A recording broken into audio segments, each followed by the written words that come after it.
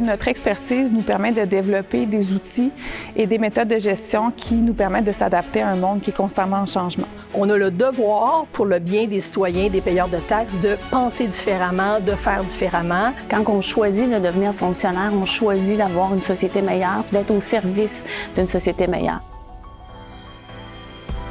L'Institut d'administration publique du Québec présente les finalistes du prix Fonction publique. Finaliste, Ministère de l'Éducation du Québec. Réalisation, gouvernance des OBNL québécois du milieu du sport et du loisir.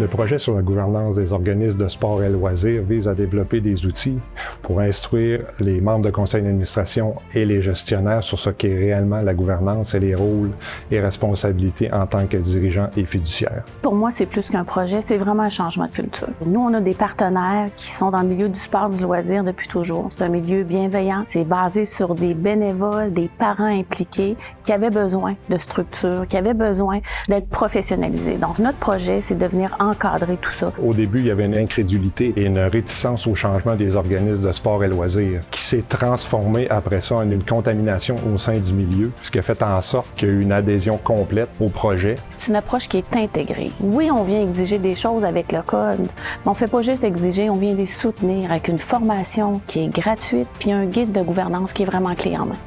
Faut pas oublier que le ministère, on finance environ 300 organismes sportifs ou de loisirs et il vient s'adapter à chacun d'eux.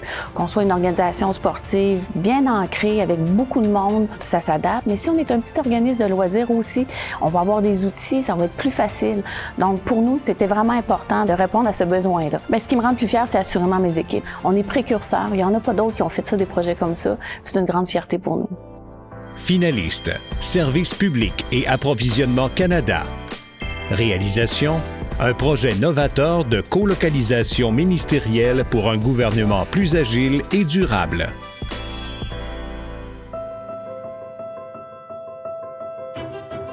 Le projet qu'on présente, c'est un projet de colocalisation multiministérielle. Donc, en fait, c'est de prendre des espaces à bureaux et pas seulement l'assigner, l'attitrer à un ministère, mais de le rendre disponible à tous. Alors, après la pandémie, on a réalisé que nos espaces étaient beaucoup moins occupés par les employés. Alors, il s'agit d'optimiser ces espaces-là en faisant partager l'espace par différents ministères. Donc, on a fait des travaux pour s'assurer qu'il n'y avait plus d'espace de travail assigné, qu'il y avait suffisamment de salles de réunion et que les espaces étaient adéquat pour accueillir autant d'employés. On croit fermement que cette innovation-là peut se perpétuer et se répliquer à travers l'administration publique, tant au niveau fédéral, provincial que municipal et dans les organismes parapublics. On économise des millions de dollars en termes d'espace à bureau. Mais il ne s'agit pas seulement de gains financiers, c'est aussi des projets de collaboration entre les organisations. Comme par exemple à Québec, Service public et approvisionnement et Services partagés, on a plusieurs projets ensemble. Alors le fait qu'on occupe les espaces ensemble favorise la collaboration entre nos deux organisations. Donc, c'est aussi un des objectifs visés par la cohabitation. Les 3 piliers pour un projet à succès de colocalisation, c'est vraiment, oui, l'immobilier, la TI, mais également l'humain au centre de ces transformations-là. C'est une source de grande fierté de voir la détermination des gens de vouloir faire différemment. Finaliste, Ministère de la Culture et des Communications. Réalisation, restauration de la chapelle du Séminaire de Québec.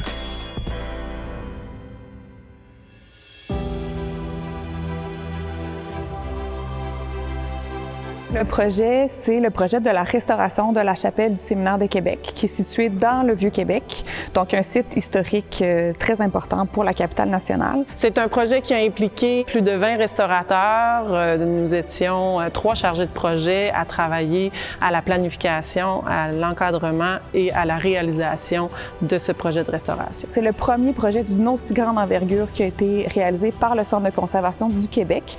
On parle d'un projet d'environ 20 000 heures de travail. Donc, c'est un projet qui nécessite une grande collaboration entre plusieurs intervenants.